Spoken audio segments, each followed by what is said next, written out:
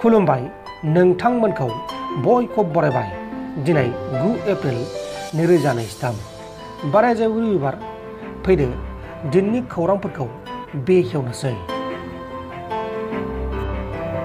डिब्रुगड़आव सासे सुबुङा मिरुनि मन्थ्रि रामेश्वर तेली बिथांनि रैखाथिनि थाखाय थांफानाय गारिजों जाब्रबथाय जानानै गोब्राब जोखोम जादों आरो बिनि आथिं बाहागोआ बांसिनै जोखोम जादों होननानै मिथिनो मोननाय जादों। उनाव बेखौ डिब्रुगड़आव थानाय आसाम मेडिकेल कलेज एन्ड हस्पिटालाव थिसननाय जादों। बे समाव बिथांखौ फाहामसालियाव फाहामथाय होगासिनो दङ। सौजानाय सुबुंनि मुङा जाबाय दिपज्योति भट्टाचार्य। हाग्रा महिलारि बिथांनि बेरेखा एबसु आफादनि गोख्रों फिनजाथाय। उदालगुरि जिल्ला एबसु आफादनि बानजायनायाव हाग्रा महिलारि बिथांनि मुसखाव साननानै गोख्रों खुद्रिसा होनानै फिनजाथाय फोरमायदों।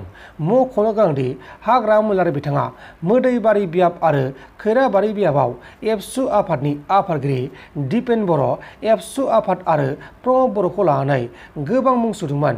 बेनिखायनो उदालगुरि जिल्ला एबसु आफादा खुद्रिसा होनानै मुसखा सावदों। दिल्लीनिफ्राय बेंगालुरु फारसे थांग्रा इन्डिग' फ्लाइटआव सासे 40 बोसोर बैसोनि जौ लोंनाय सुबुङा जौनिनि सायावनो फ्लाइटनि इमारजेन्सि दरजाखौ बेखेवनो नाजानानै एरेस्ट खालामजादों आरो बेखौ एरेस्ट खालामखांनायनि उनाव एयारपर्ट सफैनायाव CISFनि आखायाव गथायनाय जादों। बिक्रम दैमारी आरो दावराव देख्रेब नार्जारी बिथांमोना जोबथेसालिनिफ्राय फैनानै फोरमायदों। 91 सान जोबथेसालियाव जोबनायनि उनाव दावराव देख्रेब नार्जारी आरो बिक्रम दैमारी बिथांमोना जोबथेसालिनिफ्राय उदां जाबाय।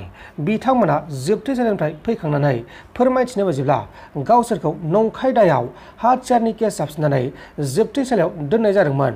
अब्लाबो बिथांमोना जेलनि सिङाव मोजाङैनो दंमोन होननानै फोरमायदों। बिथांमोना मा बुंखो बेखौ खोनासंदो। मास जेल जादों जोङो। दा जोंखौ नङै केसाव जोंखौ फान्दायनानै जेल जादों।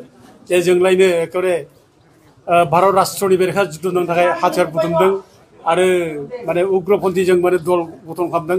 बेबायदि मोनसे बानायनाय मोनसे केस होनानै जोंखौ जेलाव जोबदों। दा दुखुनांथाव। बेबायदि जुदि जायोब्ला जे बिराद अननाय जायो। मोनसे न'खरखौ धंस' खालामनो नागिरनाय बेयो अननायल' नङा, बे पापनि बाथ्रा जायो। दा दिनै बिक्रमखौ मिथिगौ आङो। बिक्रमआ सासे कन्ट्राक्टर मानसि, निर्दोषि मानसि। आरो हितेश बसुमतारी बेबो सासे MLA बोसोरबा जानाय, EM बोसोरबा जानाय, 10 बोसोर जानाय। दा बेनोलाय मानो अस्त्र नांगौलाय? नाङा बेनो जेबो। दा बेफोरबायदि मानसिखौनो जों जुदि जेनेबा अस्त्र मोन्दों होननानै आरो जोंखौबो बेजोंनो लिंक खालामनानै जुदि भारत राष्ट्रनि बेरेखा जुद्ध नांनो नागिरदों होनना बुंब्ला बे मिनिथावथाव राव जायो। आरो रायजोफ्रा बयबो मिथिखागौ आरो मिडिया पार्सन बयबो जोंखौ मिथिगौ। जों माबायदि मानसि, जों मा मावो बयबो मिथिगौ। दा गथिखे जोङो जोंनि बाथ्राखौ बुंनानै जों गावखौनो गाव जे माने निर्दोषि होननानै जों प्रमान होनांगौ बेयाव खुनु जुक्ति गैया। रायजोफ्रानो मिथिखाजोबगौ। दा जोंहा जेलाव थानानै हयथ' जोंखौ सानदों बिराद खस्थ' मोनबाय नामा सानदों। जों रावबो खस्थ' मोनाखै। जोबोद मोजां। नोंथांमोना जोंखौ नुदों। जों बिराद लेम फुंना फैदों मोना। चेयारफ्रा बिराद मोजां जोंनिया।